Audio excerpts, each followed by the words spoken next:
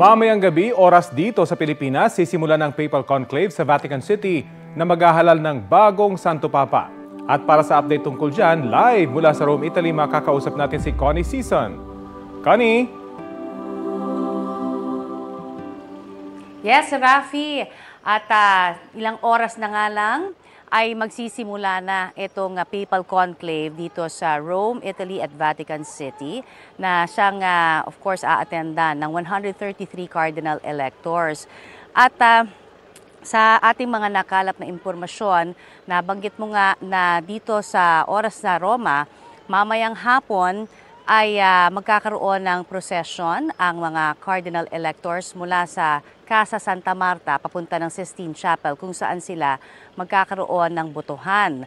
At sinasabi nga rin natin na tapos na yung kahapon, yung 12 o ikalabing dalawa na congregation na o pagpupulong ng mga kardinal para lalo pa nilang magkaroon ng pagkakataon na makilala ang isa't isa. Lalong-lalo na at gusto nilang malaman ang mga stand sa mga iba't ibang issue na kinakaharap ng simbahan ng kanilang mga kasamahang kardinal. Ito kasi ang minsan nagiging basihan, hindi ba, para talagang maging popular ang isang kardinal at magkaroon ng pagkakataon na ito ay mahalal bilang bagong pinuno ng Roman Catholic Church. So, ito naman ang aking report na hininda para sa inyo.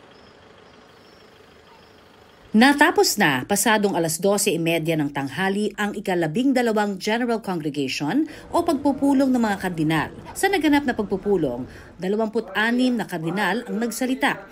Napag-usapan ang tungkol sa mga reforma ng yumaong Santo Papa na si Pope Francis, kabilang ang mga reforma sa pang-aabuso, ekonomiya at synodality o pagkakaisa ng mga kardinal. Kailangan din daw ng Santo Papa na gagawa ng tulay imbis na bakod. Nagkaroon ako ng pagkakataong matanong ang bagong talagang arsobispo ng Algiers ng Algeria na si Cardinal Jean-Paul Vesco tungkol sa posibleng posisyon niya sa ilang issue. From Manila, Philippines. Yes, sure. Are you for a church that is progressive, or are you pope that is progressive, or a pope that is traditional? It's very difficult because I don't know if I am progressive. If tradition is not, we don't move anything, I'm not traditional. Pinabulaanan din niya na may iilang pangalan lamang ang mga kardinal na lumalabas sa kanilang pagpupulong. Is it true that there are 5 Papa Bea's name that keeps on coming up? No, it's not true. It's at least 15 or 20 or yes, you have to work because it's very open. Posible rin daw sa ngayon ang lahat, kabilang ang pagkakaroon ng Santo Papa bago matapos ang linggo. El Salvador Cardinal said that there should be a pope by Friday. Do you believe that is the case? Napakarami talaga ang gustong makasaksi sa pagpapalit ng bagong Santo Papa. At yan ay kitang-kita sa aking paligid, hindi lamang mga media, kundi mga turista rin ang mga naririto. At nakikita natin na sila ay patuloy nag-iintay, nag-aabang sa mga detalye na mga magaganap sa Papal Conclave. At ito ay napaka-importanting okasyon na pagtitipunan ng mga mananampalatayang Katoliko sa buong mundo. I think the important thing is that they choose the right pope. It's a spiritual thing and it shouldn't be political. Isa sa mga sinasabing parang nasa Pilipinas ka lang daw, itong restaurant na ito sa tapat lamang ng St. Peter's Square. At talaga naman, talagang totoo ang sinasabi nga nila dito na parang nasa Pinas ka. Kita nyo naman. Hello naman po kayong lahat. Isa sa mga pilgrims na narito ay pinsan ng isa sa mga sinasabing matinding contender sa pagkasanto papa na si Luis Antonio Cardinal Tagle. Very proud, siyempre, kung siya magiging kardinal. Sa unang araw ng conclave, isang beses lamang boboto ang mga kardinal. Inaasahang maglalabas ng usok bandang 7:00 ng gabi, oras sa Roma. Itim ang lalabas kung wala pang napiling kardinal at puti naman kung meron na. Sinira na rin ang Fisherman's Ring at official lead seal ng yumaong Santo Papa na si Pope Francis sa harapan ng mga kardinal. Okay, at ngayon nga, nandito tayo ngayon sa St. Peter's Basilica, St. Peter's Square. Ito yung aking nasa likuran ngayon. At nakikita natin wala pang mga tao ngayon. Pero ang very visible dito, of course, yung seguridad. Nagkalat yung mga police everywhere around dito sa may area ng St. Peter's Square. At ganun din ang mga media. International ay nandito na rin para mag-set up nung kanilang mga gagawin na live coverages mamaya kasama natin. At ngayong araw na ito, 5 o'clock na, 5:10 in the morning dito. At sinasabi nga, marami na na mga dyaryo syempre ang nagkalat. At ang lahat ang napansin natin sa mga dyaryo dito sa Roma, Italia ay pinag-uusapan itong conclave. Napakalaking storya nito para sa media dito, lalong-lalo na dahil sabi nga out of the 133 cardinal electors, 80 dyan ay mga galing sa iba't ibang panig ng mundo. Kaya naman, hatak din nila syempre yung kanya-kanyang media nila. Parang tayo lamang, di ba, sa tatlong cardinal natin dito. So, ito, papakita ko lamang itong La Iglesia o La Galaxia de Papabili. Ibig sabihin, the Galaxy of Papabili. So, ito, explain ko lamang, makikita natin dito, yung inner circle, yan yung pinaka-inner circle, 10 yan, na sinasabing most popular, na maaring humalili bilang Santo Papa. At kasama dyan, syempre, ang ating very own si Cardinal Tagle.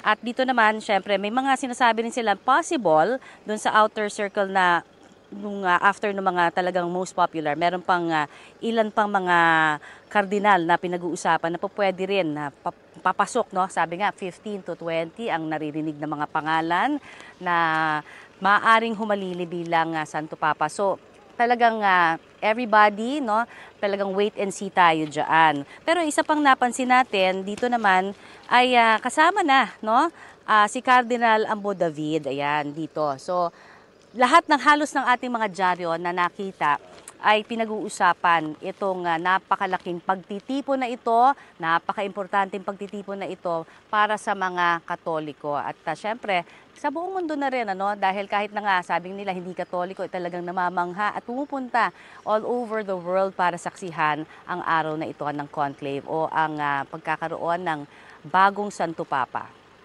Rafi? Connie, kumusta yung paghahanda sa may Sistine Chapel naman na para sa Papal Conclave? Kasi balita natin dito, may mga gusto mag-espiya para malaman kung paano mag-progress yung botohan na Connie. Oo, talagang mahigpit, Rafi. Talagang all over, sabi ko nga kanina, maraming mga nakaantabay na pulis sa iba't ibang sulok dito sa may Vatican City at ganoon din dito sa may St. Peter's Square. Alam mo, ang sinasabi din dito ay, of course, dahil magkakalapit lang naman sa aking likuran, nandyan yung Sistine Chapel kung saan magaganap yung botohan, hindi ba? At itong nasa loob siya ng Apostolic Palace, So, yan ay nakasarado all throughout habang nagkakaroon ng conclave sa publiko. Ganyang kahigpit. At although mamaya, sabi nga, bubuksan ang St. Peter's Basilica ng 10 a.m. para sa misa ng mga kardinal, talagang nakikita natin layers and layers, itong nandito ngayon na mga bakod para magkaroon ng kaayusan. So, talagang hiniisip natin, napakaganda rin ng ginagawang security ngayon. At wala tayong so far nababalitaan na anumang banta. Rafi? At tulad na nasabi ng kardinal na nakausap mo, Connie, baka by Friday, meron na talagang medyo sigurado siya doon sa kanyang speculation by Friday. Pero of course, historically speaking, the past 3 conclaves talagang within 3 days, meron ng bagong Santo Papa. Pero ano ba yung mga nasasagap mo? Ano ba yung mga nasasabi, lalo na yung mga media dyan sa Vatican ngayon? Lahat kami talagang pag nag-i-interview ng kardinal, ang unang tanong, do you think ito ay magiging mabilis lamang? At ang always, ang narinig natin, of course, hindi naman nila masasabi, di ba? Pero at least 2 of the cardinals na na-interview namin ay nagsasabi na hindi matatapos ang linggo na ito at magkakaroon na tayo ng Santo Papa. And in, of course, recent times ng ating conclave, di ba? Nasaksihan natin yan kay Pope Benedict XVI at ganoon din kay Pope Francis. Both popes, di ba, 2 araw lang ang lumipas at sila ay nadeklara bilang bagong Santo Papa. But of course, sabi nga parate ng Holy See Press, no, briefing sa mga ganyan na naririnig natin, wala talagang limit naman ang conclave, hindi ba? So, ito ay maaring tumagal. Wala talaga makapagsasabi. In fact, nung 12th century, di ba, trivia lang natin to sa lahat ng mga nanonood sa atin, si Pope Clement IV, tumagal yung pagpapalit sa kanya, hindi ba, ng 3 taon. So, hindi naman siguro mangyayari yan, partner. So, pero we are hoping, dahil mukhang marami naman tayo nakikita, partner, talaga na mga possible, nahahalili kay Pope Francis, at lahat sila ay may kanya-kanyang convictions, sabi nga talaga. At ang inuuna nila syempre yung kapakanan ng kanilang mga masasakupan na syempre sa simbahang Katolika, yung mga Katoliko. Masusurpresa lang siguro tayo kapag nagkaroon ng Pope on the first voting, di ba? Yun ang medyo malabo dahil talaga nagkakapapakiramdaman pa sila. Yes! Oo. Pero sabi nga ni Cardinal Vesco, yung aking na-interview na kardinal mula sa Algeria, sabi niya, everything is possible. Sabi niya gano'n, even on the first day. So, aabangan natin. Ang unang usok, partner, dito na makikita natin ay inaasahan na magaganap bandang alas 7 ng gabi, oras dito sa Roma. At alauna naman dyan ng madaling araw sa atin. Hino-hope natin na sana magkaroon ng white na usok, di ba? Pero, sabi nga, fumata bianca, o white na usok. Pero, syempre, wala makapagsasabi. Kung itim, di wala pa. At sa ngayong araw na ito, isang beses lang magkakaroon ng botohan ang mga cardinal electors natin, Rafi. Pero sa mga, kung halimbawa, wala sila, they did not come up with the vote ng 2/3, which is 98 out of the 133, talagang may extend yan. Sa susunod na araw, magkakaroon naman ng 4 na botohan, 2 sa umaga, 2 rin sa hapon. So, pero 2 beses lamang din, lalabas naman yung usok, dahil pagsasama na susunugin yung 2 votes sa umaga at 2 votes naman sa hapon. Ayun, Rafi? ang tiyak, Connie, ay maraming magpupuyat ngayong gabi. Maraming salamat sa iyo, Connie Sison. Tama.